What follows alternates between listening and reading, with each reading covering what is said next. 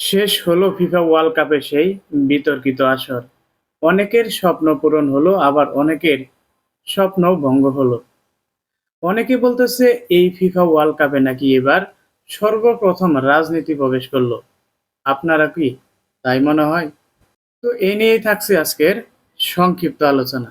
অন্যান্য দলগুলো যেখানে অনেক বড় বড় দলের সাথে খেলা করতো, অনেক হার্ড ওয়ার্কিং করা হতো, সেখানে আর্জেন্টিনার খেলা পড়ে অনেক ছোট ছোট দলের সাথে এবং র্যাঙ্কিংয়ে 15 নাম্বার উপরের দলের সাথে।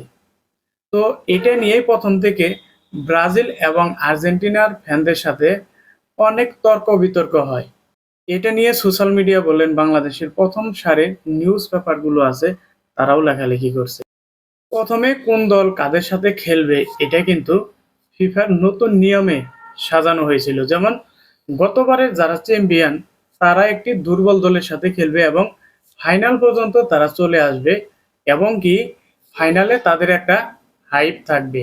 যখন রাউন্ড অফ 16-এ চারবারে বিশ্ব চ্যাম্পিয়ন জার্মানি পড়ে গেল, এরপর রোনালদো মেসিরাও একের পর এক বিদায় হওয়া শুরু করলো, ঠিক তখনই বিশ্বকাপের টিকিট মূল্য অনেক ধস নামতে শুরু করলো।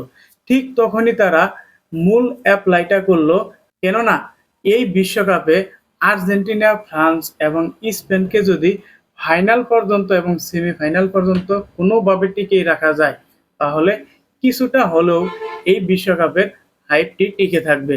এই আর্জেন্টিনাকে ফাইনাল পর্যন্ত টিকিয়ে রাখার জন্য ফিফা কিন্তু অনেক ধরনের বিতর্কিত কাজ করেছে, যেটা সারা পৃথিবীতে হইচই পড়ে গিয়েছিল।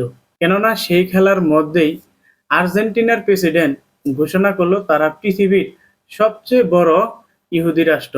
এই সুযোগে ইসরায়েলের প্রধানমন্ত্রী তার সাথে হাত মিলালো, এবং যেহেতু খেলাটি আমেরিকাতে হচ্ছে, সেহেতু ডোনাল্ড ট্রাম্পও চায় কাপটা যেন আর্জেন্টিনা নেয়। সেখান থেকেই ফিফা একের পর এক সুবিধা দিতে থাকে আর্জেন্টিনাকে। কিন্তু ফাইনালের চিত্র ছিল একদম ভিন্ন, যেখানে এতগুলো ম্যাচ আর্জেন্টিনা বিধ্বংসীভাবে খেলছে, সেখানে আজ স্পেনের কাছে তারা অনেক অসহায়। এই ফাইনালে কোনোভাবেই যেন বল পাচ্ছিল না আর্জেন্টিনা। স্পেনের একের পর এক আক্রমণে আর্জেন্টিনা যেন অনেক বড় অসহায়। ফলাফল ১২০ মিনিটে একের পর এক আক্রমণে হেরে গেল আর্জেন্টিনা, জিতে গেল স্পেন ও হাজারো ফিলিস্তিনি শিশু।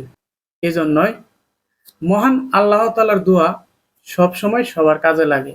অহংকার পতনের মূল, তাই কখনো কাউকে অহংকার করতে নেই। এই মেসিরা যদি অহংকারী এবং ফাউল করে না খেলতো, হয়তো তাদের ভাগ্য আজকে খুলে যেত। এজন্যই অহংকার করতে নাই, এবং কি খেলার মধ্যে রাজনীতি আনতে নাই। ধন্যবাদ। ভালো থাকবেন সবাই।